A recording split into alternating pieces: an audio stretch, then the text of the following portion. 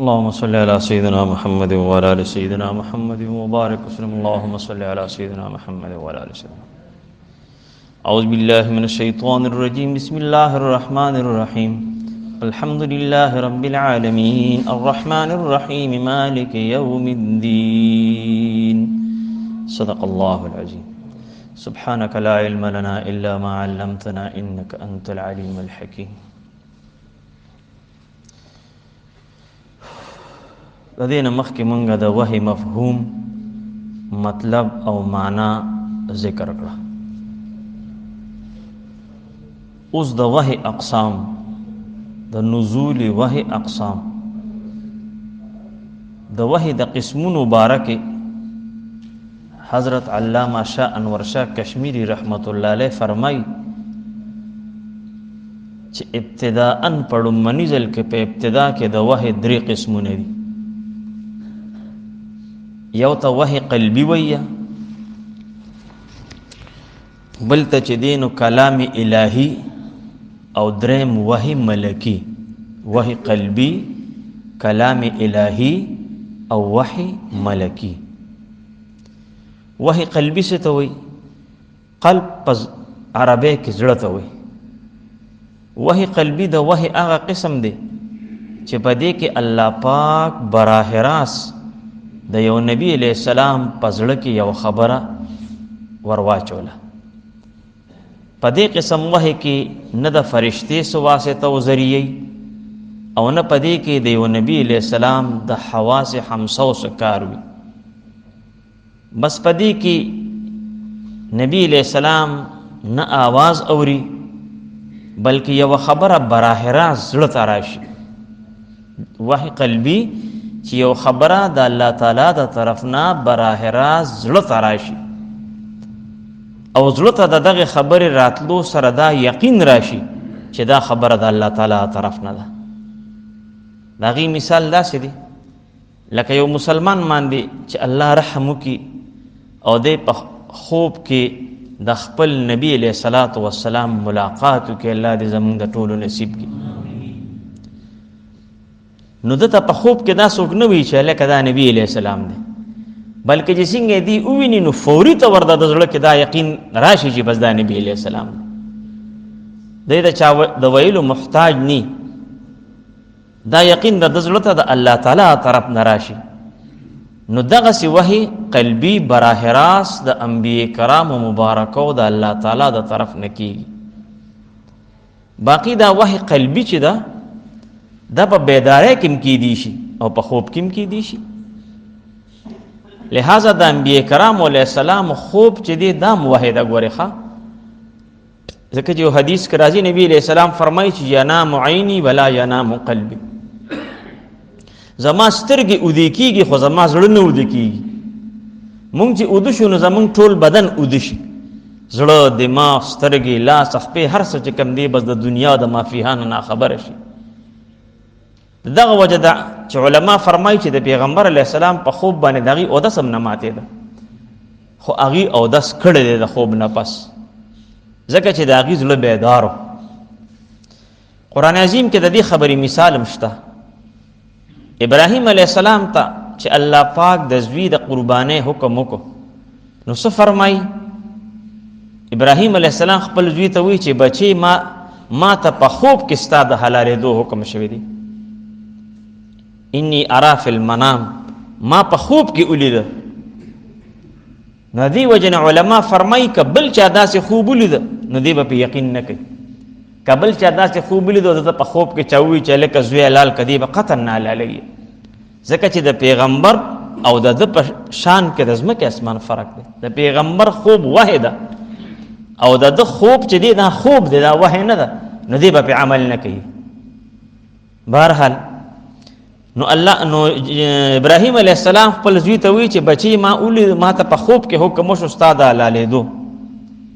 نو مطلب دا دی چې د انبیاء خوب دا وحی وي. بل د انبیاء کرام خوب کې غفلت نیه. مونږ عام خلک چې وده شو د دنیا او د مافیهانه نه خبره شو، او نبی علیہ السلام فرمایي څنګه چې تاسو ته مو چې ینام عینی ولا ینام قلبی. لہذا د انبیاء کرام خوبونه لیدل دا هم د وحی قسم دی.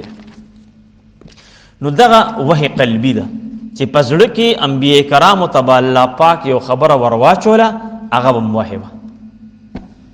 دویم کلام الهی، کلام خبرو ته وایي. په دې دویم قسم کې الله تعالی براه راست د یو رسول د یو پیغمبر علیه السلام سره خبرې وکړي، کلام خبرې ورسره وکړي. او په دې کې هم د یو فرشتي واسطه نه، فرشته پکې منځ کې نه، بس الله تعالی ورسره خبرې وکړي. خبرو ته ډېر فکر کوي، ما طرف ته کوشش کوي چې سوچ بل خوا لاړ نشي. دغه وخت کې نبی علیہ السلام ته یو آواز اورول شي، یعنی د دې وحی په وخت کې د نبی علیہ السلام آواز اوري، کلام الهی چې ورته وي د الله آواز د خبرو هغه اوري. لیکن دا آواز د مخلوق د آواز نه بالکل جدا، ناشنا او عجیب و غریب آواز. کم انبیاء کرام چې دا آواز مبارک ووري، هغوی د دې هغه کیفیت او خوند او مزه پیجندی شي او محسوسولی شي. باقی دا آواز مبارک داسې وي چې په عقل سره د دې ادراک او د دې بل ته ترجمانی دا ناممکن وي.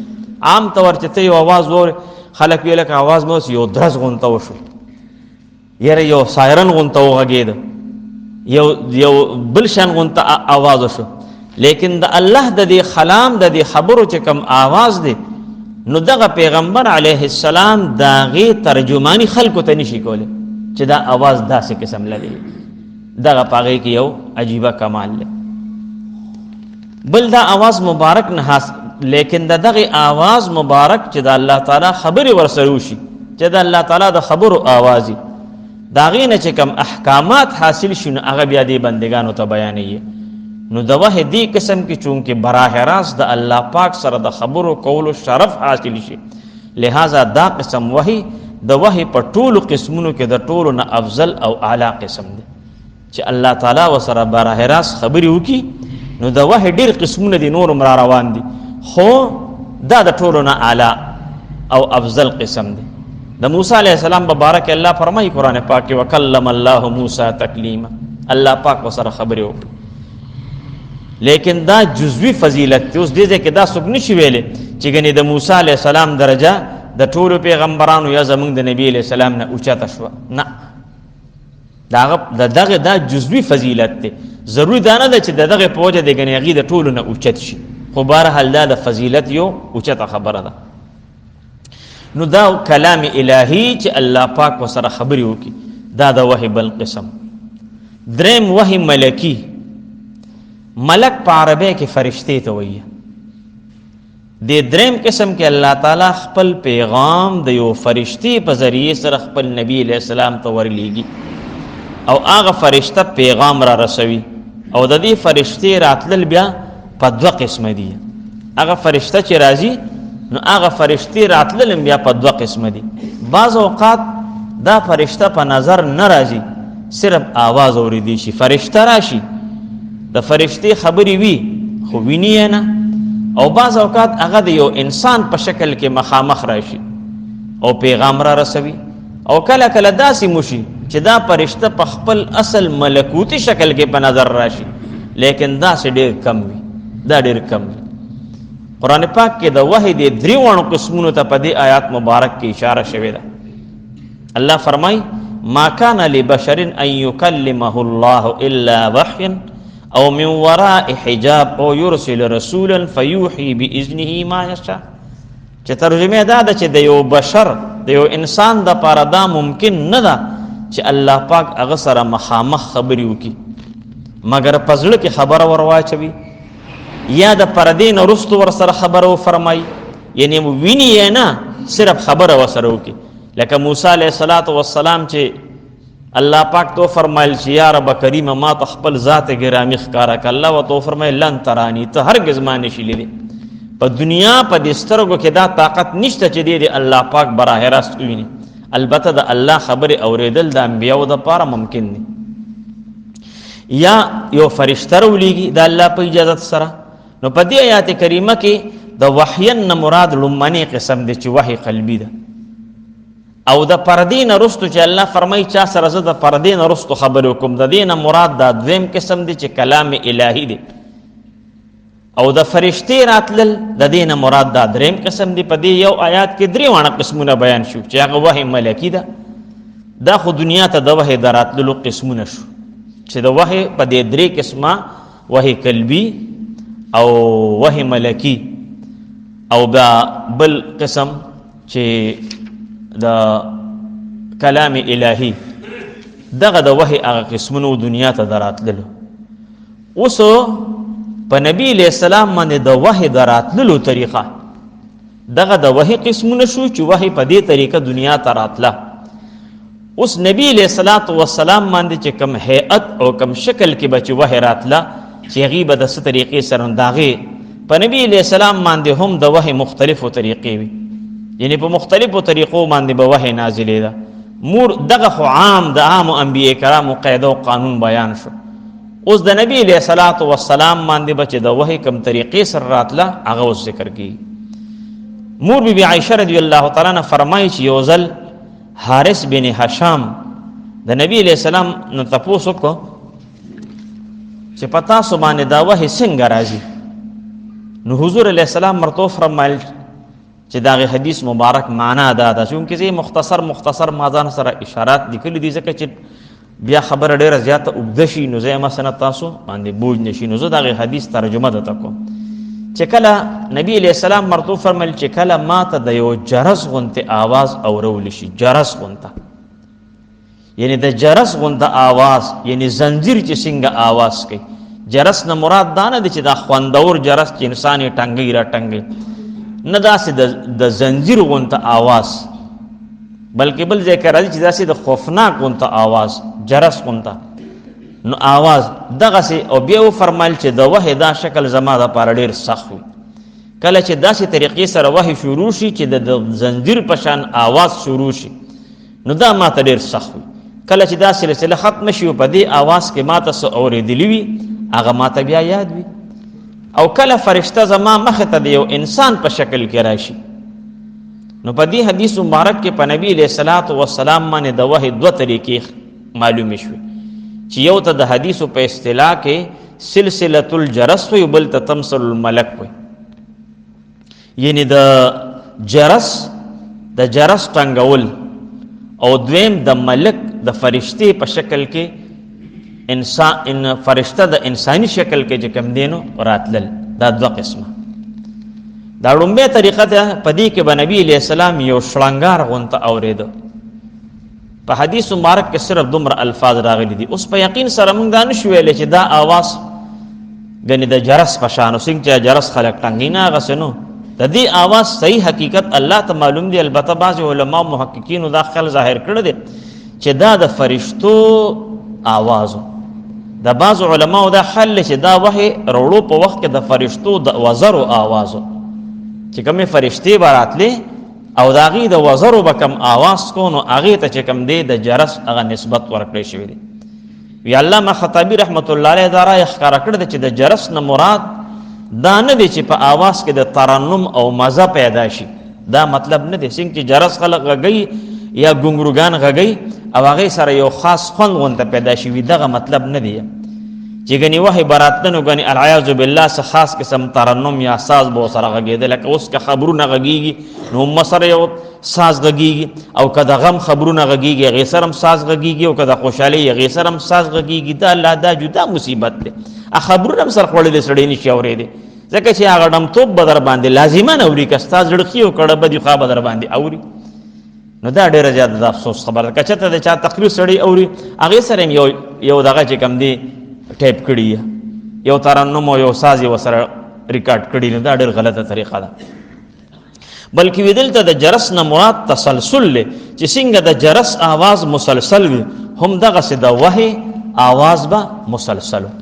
علامه شان مرشا کشمیری رحمت الله علیه فرمای چې د جرس ذکر یې زکو کو چې څنګه د جرس आवाज سرور طرف ته یو شان خوريږي نو هم دغه سي د وحي आवाज به هم د دې وجه نبی علیہ السلام فرمایي چې ما باندې دا طریقه ډیره زیاته درانه او ډیره ګرانه وي ځکه که فرشته به مخامخ راغله نو ټول توجه به یو طرف ته شوه لیکن دې طریقې کې به هر طرف نه د الله تعالی جلال په ما غالب شو جلال به په ما غالب شو نو د دې وجه نمور بی بی عائشه رضی الله تعالی عنها فرمای چې د دې برنی حدیث مبارک په اخر کې فرمای چې ما به په سخت جمی کې مور بی بی فرمای چې ما به په سخت جمی کې نبی علیہ السلام باندې وحی راتل اولیدل چې په دغه طریقه به وحی شروع شو.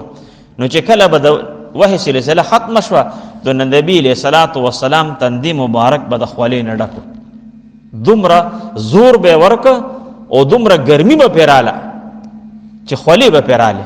په یو بل روایت کې مور بی بی فرمایي چې کله به نبی علیہ السلام وحی نازلېده نو د حضرت مبارک به کله کله ساون خطا، دومره درنوالی به پیراغه، سا به اون خطا، رنگ مبارک به بدل شو، د کجورو د شاخونو په شان بس جړ شو، مخامخ غاخونه به د ډیر هیبت او د یخنۍ نه ګړبېدل شروع شو.